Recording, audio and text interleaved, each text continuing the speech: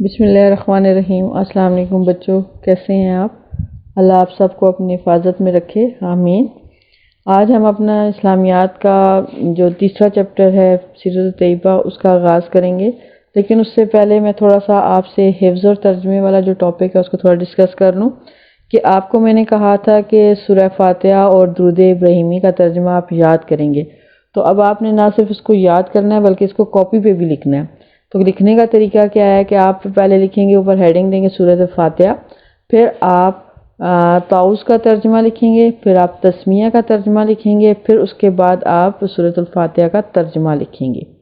سمجھ آ رہی ہے بات؟ تو آپ کو تعوذ کا مطلب کیا ہے؟ اعوذ باللہ من الشیطان الرجیم، یعنی کہ میں اس کا ترجمہ آپ کو بتا دیتی ہوں، آپ اس کو نوٹ کر لیں۔ یعنی کوئی بھی آپ جب کام کرنے لگتے ہیں تو اس سے پہلے ہم اللہ تعالیٰ سے شیطان مردود سے بچنے کی جو ہے نا پناہ مانگتے ہیں۔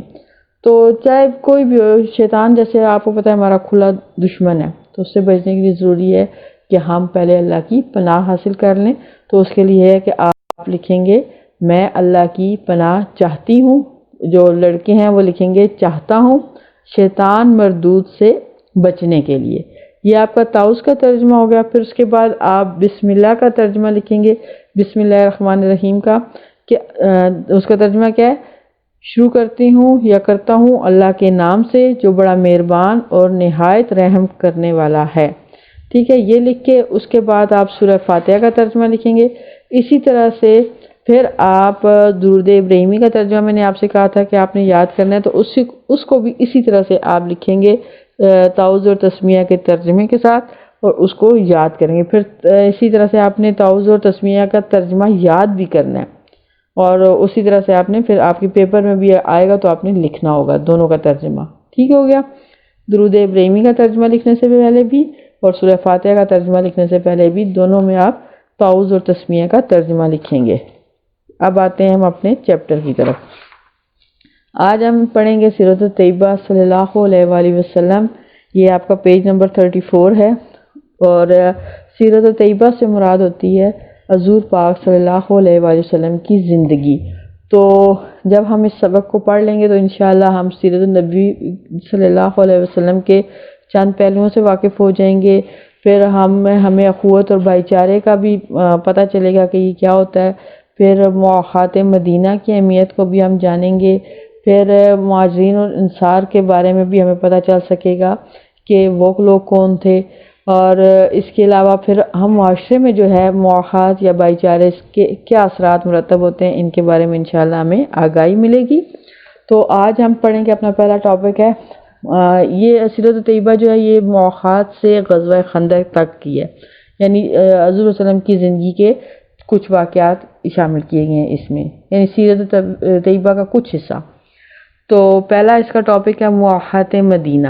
پہلے تو ہمیں پتہ ہونا چاہیے کہ مواخات کسے کہتے ہیں۔ تو مواخات کے معنی ہوتے ہیں بھائی چارے کے، اور بھائی چارہ یعنی آپس میں مل جل کر رہنا، بھائی بھائی ہونا۔ بھائی چارے کا مطلب ہوتا ہے بھائی بھائی ہونا، ٹھیک ہے۔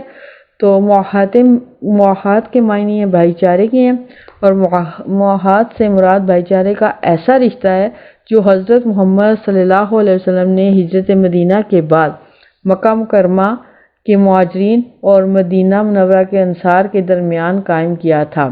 یعنی جو مسلمان مکہ سے مدینہ ہجرت کر کے گئے تھے تو وہ مہاجرین کہلائے، اور جو مدینہ منورہ کے رہنے والے لوگ تھے وہ انصار تھے۔ تو یہ انسانی تاریخ کا ایسا انوکھا عجیب بھائی چارہ تھا جس کی وجہ سے مہاجرین اور انصار سے تعلق رکھنے والے لوگ آپس میں سگے بھائیوں کی طرح بن گئے۔ یہ بہت خوبصورت رشتہ تھا، بہت ہی خوبصورت جو ہے بھائی چارہ تھا، کہ جنہوں نے جس کے نتیجے میں مہاجرین، ظاہر ہے آپ ایک جگہ سے دوسری جگہ ہجرت کر کے جاتے ہیں تو آپ کو بہت سارے مسائل کا سامنا کرنا پڑتا ہے، لیکن اور ہجرت بھی ایسی کہ جب آپ خالی ہاتھ ہوں، آپ کے پاس کچھ بھی نہ ہو، قریش مکہ نے آپ سے سب کچھ چھین لیا ہو، تو اس حالت میں جب آپ مدینہ پہنچے اور خالی ہاتھ ہو، بے سر و سامانی کا عالم ہو، تو پھر کیا ہوتا ہے؟ تو اس میں مشکلات بڑھ جاتی ہیں۔ لیکن وہاں کے لوگوں نے مہاجرین کو کھلے دل سے خوش آمدید کہا اور ان کے ساتھ سگے بھائیوں جیسا تعلق قائم کر لیا۔ نبی کریم صلی اللہ علیہ وسلم نے مکہ مکرمہ میں دین اسلام کی دعوت کا آغاز کیا تو مکہ والے آپ کے شدید مخالف ہو گئے۔ جب حضور پاک صلی اللہ علیہ وسلم نے ان لوگوں کو اللہ کی طرف بلایا اور اسلام کی دعوت دی تو مکہ والے تو مخالفت میں آگے، ان کے مخالف ہو گئے، ان کے دشمن ہو گئے، اور انہوں نے ہر ممکن کوشش کی کہ اسلام نہ پھیلے، اور مسلمان جو ہے ان پر انہوں نے بہت ظلم کیے۔ جو لوگ مسلمان ہوتے تھے ان پر بہت ظلم کیے جاتے تھے۔ حضرت بلال کا واقعہ آپ جانتے ہوں گے، آپ نے پہلے بھی پڑھا ہوگا کہ انہوں نے جب وہ ایک غلام تھے اور انہوں نے اسلام قبول کیا تو ان کا جو آقا تھا، جو مالک تھا، وہ ان پر بہت ظلم کرتا تھا، ان کو سے تپتی ہوئی ریت میں لٹا دیتا تھا، جلتے ہوئے کوئلے پہ لٹاتا تھا، ان کے اوپر بڑے بڑے پتھر رکھتا تھا، ان کو گلیوں میں مکہ کی گلیوں میں گھسیٹا جاتا تھا، لیکن پھر بھی وہ اسلام سے نہ ہٹے۔ تو یہ ظلم ہوتے تھے مسلمانوں پر، یعنی کیونکہ جو مکہ والے تھے وہ ظاہر ہے بہت سارے ایک اللہ کی تو عبادت نہیں کرتے تھے، ان کے بہت سارے خدا تھے، ہر اس کے لیے انہوں نے ایک بت بنا رکھے تھے۔ جو خانہ کعبہ تھا وہ پہلے بتوں سے بھرا ہوا ہوتا تھا۔ تو پھر اس صورتحال میں اب ایک اللہ کی عبادت کرنا ان کے لیے بہت مشکل تھا۔ پھر جو دین ان کے آباء و اجداد کا تھا، جو باپ دادا جس پر قائم تھے، تو وہ اس کو چھوڑنے کے لیے بالکل تیار نہیں تھے۔ تو اس لیے انہوں نے مخالفت کی، اور پھر ہمارے نبی پاک صلی اللہ علیہ وسلم پر بھی بہت سارے، ان کو بھی بہت ساری مشکلات کا شکار کیا۔ تو اس طرح سے پھر کیا ہوا کہ جب یہ ظلم حد سے بڑھ گئے تو پھر آپ صلی اللہ علیہ وسلم نے مسلمانوں کو یثرب جو ہے مدینہ کا پرانا نام تھا، تو ہجرت کرنے کی اجازت دی۔ چنانچہ صحابہ کرام رضی اللہ تعالیٰ عنہ ہجرت کر کے مدینہ منورہ جانے لگے۔ جب آپ صلی اللہ علیہ وسلم کو اللہ تعالیٰ کی جانب سے ہجرت کا حکم ملا تو آپ صلی اللہ علیہ وسلم بھی حضرت ابوبکر صدیق رضی اللہ عنہ کے ہمراہ یعنی ساتھ مدینہ ہجرت کر گئے۔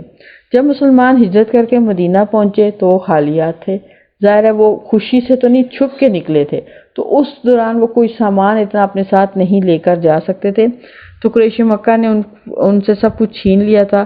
وہ بالکل بے سر و سامان تھے، یعنی کوئی ان کے پاس سامان نہیں تھا، بالکل خالیات تھے۔ تو نبی کریم صلی اللہ علیہ وسلم نے مہاجرین کے اس مسئلے کو حل کرنے کے لیے ایک اہم قدم اٹھایا۔ وہ کیا تھا کہ نبی کریم صلی اللہ علیہ وسلم نے مہاجرین اور انصار کو حضرت انس بن مالک رضی اللہ عنہ کے مکان پر اکٹھا کیا۔ یہ تعداد میں 90 تھے، یعنی کہ مہاجرین اور انصار جو ہے، مہاجرین جو تھے تعداد میں 90 یعنی 90 لوگ تھے۔ آپ صلی اللہ علیہ وسلم نے ایک ایک مہاجر کو ایک ایک انصاری کا بھائی بنا دیا۔ آپ صلی اللہ علیہ وسلم نے فرمایا، تم لوگ آپس میں بھائی بھائی ہو۔ یوں یہ لوگ ایک دوسرے کے دکھ درد کے ساتھی قرار پائے، اور معاہد کے مطابق مکہ کے مسلمان مہاجر اور مدینہ کے مسلمان انصار کہلائے۔ انسانی تاریخ قیامت تک اس جیسی مثال پیش نہیں کر سکتی۔ مدینہ کے انصار نے اپنے مہاجر بھائیوں کی ہر طرح سے مدد کی۔ وہ اپنے مہاجر بھائیوں کو اپنے اپنے گھر لے گئے اور انہیں کہا کہ آدھا سامان وہ لے لیں۔ مہاجرین اپنے انصاری بھائیوں پر بوجھ نہ بنے اور صرف اپنی ضرورت کے مطابق ہی مدد لی۔ ایسا نہیں ہوا تھا کہ جو مہاجرین آئے تھے اور انہوں نے کہا کہ اب انصار نے سب کچھ انہیں دے دیا ہے تو بس وہ جو ہے اب ان پر بوجھ بن جائے، نہیں، انہوں نے جتنی ان کی ضرورت تھی اتنی ہی ان سے مدد لی، اور پھر اپنے خود جو ہے وہ انہوں نے کام کیا، کیونکہ انصار جو تھے وہ مدینہ میں کاشتکاری کیا کرتے تھے، جبکہ مہاجرین کا پیشہ تجارت تھا۔ تو ان دونوں گروہوں کے میل جول سے یعنی ملنے سے مدینہ منورہ کے معاشرے میں استحکام آیا، مضبوطی آئی، اور وہاں امن قائم ہوا اور خوشحالی آئی۔ انصار مدینہ کے اثار سے اثار کہتے ہیں قربانی سے، جن کی بڑی قربانی تھی نا کہ اس طرح سے انجان لوگوں کو اپنے بھائی بنا لینا، اپنے گھر لے جانا، اپنا آدھا سامان دے دینا، یہاں تک کہ جائیداد تک میں حصہ دینے کے لیے تیار ہو گئے تھے وہ لوگ۔ تو لیکن کیا ہوا کہ انصار مدینہ کے اثار سے مکہ مکرمہ کے مہاجرین کو پھر حوصلہ ملا، اور پھر وہ امن و سکون سے رہنے لگے، یعنی ان کو اس طرح کے ویلکم پر، یعنی اس طرح سے جب انصار نے انہیں خوش آمدید کہا مہاجرین کو، ان لوگوں کو جو بالکل بے سر و سامانی کے عالم میں آئے تھے، لٹے پٹے آئے تھے، لیکن جب انہوں نے اچھے طریقے سے انہیں ویلکم کیا تو انہیں حوصلہ ملا اور انہوں نے امن و سکون سے وہ رہنے لگے۔ ان دونوں کے گھل مل جانے سے زراعت کو بھی فروغ ملا اور تجارت میں بھی ترقی ہوئی۔ دونوں کے پیشے جو تھے وہ امپورٹنٹ تھے، زراعت بھی ضروری تھی اور تجارت بھی، تو جب دونوں ہی آپس میں گھل مل گئے یعنی مل جل کر رہنے لگے دونوں گروپ، تو پھر کیا ہوا کہ زراعت کو بھی ترقی ملی اور تجارت کو بھی ترقی ملی۔ تو ان دونوں گروہوں نے مل کر اسلام کی اشاعت یعنی اسلام کو مزید پھیلایا اور اپنی اپنی صلاحیتوں کو، اپنی اپنی جو ان کے اندر خوبیاں تھیں ان کو استعمال کیا، جس کے نتیجے میں دوسرے لوگ بھی مسلمان ہونے لگے، یعنی کہ اور بھی لوگ ان کا احسار، ان کی قربانی، ان کا آپس میں میل جول دیکھ کر متاثر ہوئے اور اسلام قبول کرنے لگے۔ آپ کو پتہ ہے کہ جو اسلام ہے وہ تلوار کے زور پر نہیں پھیلا تھا، بلکہ مسلمانوں کے اخلاق اور کردار کی وجہ سے، حضور پاک صلی اللہ علیہ وسلم کا اخلاق اور کردار تھا جس کی وجہ سے اسلام اس طرح سے پھیلا۔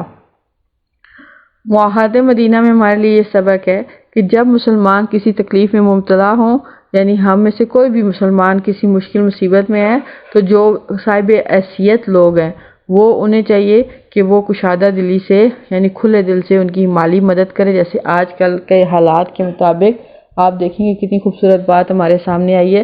آج کل دیکھیں کہ ہم کرونا کی جو وبا ہے اس کے شکار ہوئے ہیں، تو ہم میں سے بہت سارے لوگ ایسے ہیں کہ جن کے حالات، جو معاشی حالات ہیں وہ خراب ہو رہے ہیں، یعنی کہ ان کے لیے روزگار نہیں ہے، جو روزانہ کی بنیاد پہ لوگ مزدوری کرتے ہیں نا باہر نکل کے، تو ان کے لیے مشکل ہو رہی ہے۔ تو اگر ہم استطاعت رکھتے ہیں، اگر ہم اس قابل ہیں کہ ہم ان کی مدد کریں تو ہم ضرور کریں، یہ ایک بہترین موقع کر سکیں، کیونکہ آپ کو پتہ ہے کہ اتفاق اور اتحاد بہت بڑی نعمت ہے، اور اس سے ہی ہم دنیا میں عزت اور سربلندی حاصل کر سکتے ہیں اور آخرت میں بھی ہمیں کامیابی تبھی نصیب ہوتی ہے۔ تو اس موقع پر ہمیں چاہیے کہ ہم اپنے ارد گرد نظر دوڑائیں، کوئی ایسا انسان تو نہیں ہے کہ جس کے حالات اچھے نہیں ہیں، یا اس کے گھر میں فاقے ہو رہے ہیں، یا کوئی مشکل مصیبت ہے، یا کسی پریشانی میں مبتلا ہے، یا کسی تکلیف میں مبتلا ہے، تو ہم اگر اس کی مدد کر سکتے ہیں تو ضرور کریں۔ ٹھیک ہو گیا؟ تو اس طرح سے ہم کیا کریں گے پھر، جب ہم آپس میں اتفاق اور اتحاد سے رہیں گے تو جو دوسری قومیں ہیں وہ مسلمانوں پر غالب آنے کا انہیں کبھی بھی موقع نہیں ملے گا۔ یعنی کہ اگر ہم اندر سے اندرونی طور پر مضبوط اور اتفاق اور اتحاد سے رہیں گے تو جو بیرونی طاقتیں ہوتی ہیں، جو دوسرے غیر مسلم قومیں ہیں، تو جو مسلمانوں کو ہر وقت دبانے کے چکروں میں رہتے ہیں، تو وہ جو ہے ان کو موقع نہیں مل سکے گا۔ آپ کو پتہ ہے مسلمان قوم ایک ایسی قوم ہے کہ جس کے اتحاد اور اتفاق سے جو ہے نا یہ دوسری قومیں بہت ڈرتی ہیں، اور انہیں لگتا ہے کہ اگر ہم میں اتحاد پیدا ہو گیا تو ہم تو وہ قوم ہے کہ جنہوں نے آدھی دنیا پر حکومت کی ہوئی ہے، تو اس لیے یہ دوسری قومیں ہمارے اتفاق اور اتحاد سے بہت ڈرتی ہیں۔ تو ہمیں ان کا یہ ڈر جو ہے وہ قائم رکھنا چاہیے اور ہمیں اتفاق اور اتحاد سے رہنا چاہیے۔ یہاں ہمارا یہ ایک اور ٹاپک ختم ہوتا ہے، اور جس کا نام تھا معاہدہ مدینہ۔ اب ہم اس کی مشق کریں گے۔ سوال نمبر 1 دیکھیے، ہجرت مدینہ کی ضرورت کیوں پیش آئی؟ مطلب ہم نے وجہ بتانی ہے کیوں پیش آئی۔ تو یہ دوسرا پیراگراف دیکھیے، یہاں سے آپ لیں گے، نبی کریم صلی اللہ علیہ وسلم نے مکہ مکرمہ میں دین اسلام کی دعوت کا آغاز کیا تو مکہ والے آپ صلی اللہ علیہ وسلم کے شدید مخالف ہو گئے۔ جب ان کے مظالم حد سے بڑھ گئے تو آپ صلی اللہ علیہ وسلم نے مسلمانوں کو یثرب ہجرت کرنے کی اجازت دی یا مدینہ ہجرت کرنے کی اجازت دی، دونوں ٹھیک ہے۔ یہاں پر ایک سوال نمبر 2 دیکھیے کہ مسلمان جب ہجرت کر کے مدینہ پہنچے تو ان کی کیا حالت تھی؟ یہ آپ کے پاس آ جائے گا اسی پیراگراف کے۔ دیکھیں، جب مسلمان ہجرت کر کے مدینہ پہنچے تو وہ خالی ہاتھ تھے، ان کا سب کچھ قریش مکہ نے چھین لیا تھا، وہ بے سر و سامان تھے، یہاں تک ٹھیک ہے۔ پھر ہے نبی کریم صلی اللہ علیہ وسلم نے انصار اور مہاجرین کو سوال نمبر 3 ہے، نبی کریم صلی اللہ علیہ وسلم نے مہاجرین اور انصار کے درمیان معاہدات قائم کرتے وقت کیا فرمایا تھا؟ نبی کریم صلی اللہ علیہ وسلم نے مہاجرین اور انصار کو اکٹھا کیا، آپ نے ایک ایک مہاجر کو ایک ایک انصاری کا بھائی بنا دیا۔ آپ صلی اللہ علیہ وسلم نے فرمایا تم لوگ آپس میں بھائی بھائی ہو، یوں بس یہاں تک ہی کر لیں، کافی ہے، بھائی بھائی ہو یہاں تک ٹھیک ہے۔ پھر ہے نبی کریم صلی اللہ علیہ وسلم نے انصار و مہاجرین کو کس کے مکان پر اکٹھا کیا؟ اسی سوال میں ہے کہ نبی کریم صلی اللہ علیہ وسلم نے مہاجرین انصار کو حضرت انس بن مالک رضی اللہ عنہ کے مکان پر اکٹھا کیا، یہ تعداد میں 90 تھے، یعنی 90 لوگ تھے، اور آگے آپ اکٹھا کیا، یہ تعداد میں 90 لوگ تھے۔ حضور پاک صلی اللہ علیہ وآلہ وسلم نے ان کو آپس میں بھائی بھائی بنا دیا، بس اتنا لکھ رہے ہیں، ان کو آپس میں بھائی بھائی بنا دیا۔ اور بنا دیا یوں یہ لوگ ایک دوسرے کے دکھ درد کے ساتھی قرار پائے۔ اس کے ساتھ یہ ایک پورا جواب آپ کا مکمل ہو جائے گا۔ میں دوبارہ سوال نمبر 4 کا جواب بولتی ہوں کیونکہ وہ ایک ہی لائن کا جواب ہے تو وہ بہت چھوٹا ہو جائے گا، تو ہمیں 3 جو ہے نمبر کا جواب بنانا ہے، تو اس لیے تھوڑا سا اس میں ہم اور چیزیں بھی شامل کر لیتے ہیں۔ تو نبی کریم صلی اللہ علیہ وسلم نے مہاجرین اور انصار کو حضرت انس بن مالک رضی اللہ تعالیٰ عنہ کے مکان پر اکٹھا کیا۔ یہ تعداد میں 90 تھے۔ آپ صلی اللہ علیہ وسلم نے انہیں آپس میں بھائی بھائی بنا دیا، یوں یہ لوگ ایک دوسرے کے دکھ درد کے ساتھی قرار پائے۔ یوں اس کا جواب آپ کا مکمل ہو جاتا ہے۔ سوال نمبر آگے، یہ تو تھے آپ کے مختصر سوالات۔ اب ہم تفصیلی سوالات دیکھتے ہیں کہ مہاجرین اور انصار کے میل جول کے کیا فوائد نکلے۔ تو فوائد کیا نکلے، یہ آپ کا پیج نمبر 34 کا لاسٹ پیراگراف ہے۔ انصار مدینہ کاشتکاری کیا کرتے تھے جبکہ مہاجرین کا پیشہ تجارت تھا۔ یہاں سے لے کر یہ زراعت کو بھی فروغ ملا اور تجارت میں بھی ترقی ہوئی یہاں تک، یہ آپ اس کا تفصیلی بنا لیں، ٹھیک ہے۔ اور مواخات مدینہ سے کیا مراد ہے، یہ پہلا جو پیراگراف ہے یہاں سے ہم لیں گے۔ میں اس میں ایک لائن کا تھوڑا سا اضافہ کروں گی، آپ سنیے گا پھر اس کو شامل کر لیجئے گا۔ مواخات کے معنی بھائی چارے کے ہیں۔ مواخات سے مراد بھائی چارے کا ایسا رشتہ ہے جو حضرت محمد صلی اللہ علیہ وسلم نے ہجرت مدینہ کے بعد مکہ مکرمہ کے مہاجرین اور مدینہ منورہ کے انصار کے درمیان قائم کیا تھا، جو تاریخ میں مواخات مدینہ کے نام سے مشہور ہے۔ یہ میں نے ایک جملہ اس میں اضافہ کیا ہے اس کے ساتھ ملانے کے لیے۔ پھر اگلا آگے آپ یہ لکھیں گے اس سے، یہ انسانی تاریخ کا ایسا انوکھا بھائی چارہ تھا جس کی وجہ سے مہاجرین اور انصار سے تعلق رکھنے والے لوگ آپس میں سگے بھائیوں کی طرح بن گئے۔ یہاں تک یہ آپ کے یہاں پہ کوشچن آنسر بھی کمپلیٹ ہوئے، مختصر بھی اور تفصیلی بھی۔ آگے ہے آپ کے پاس خالی جگہ پر کریں اور درست جواب کا انتخاب کریں، تو یہ آپ کے اپنے کرنے کا کام ہے۔ آپ اس کو بک پہ ہی مکمل کریں گے، چیپٹر کے اندر سے دیکھ لیں، اور جو اگر مشکل ہوئی، مصیبت آپ کو مشکل لگی اس میں، تو پھر ہم اس میں جب انشاءاللہ اسکول جب ہمارے ری اوپن ہوں گے تو اس میں ہم دیکھ لیں گے اس کو، ٹھیک ہو گیا۔ تو انشاءاللہ آپ یہ کام بھی آپ کاپی پہ کمپلیٹ کر کے تو پھر مجھے بھیجیے گا، پھر میں آپ کو چیک کر کے واپس بھیجوں گی۔ تھینک یو، اللہ حافظ۔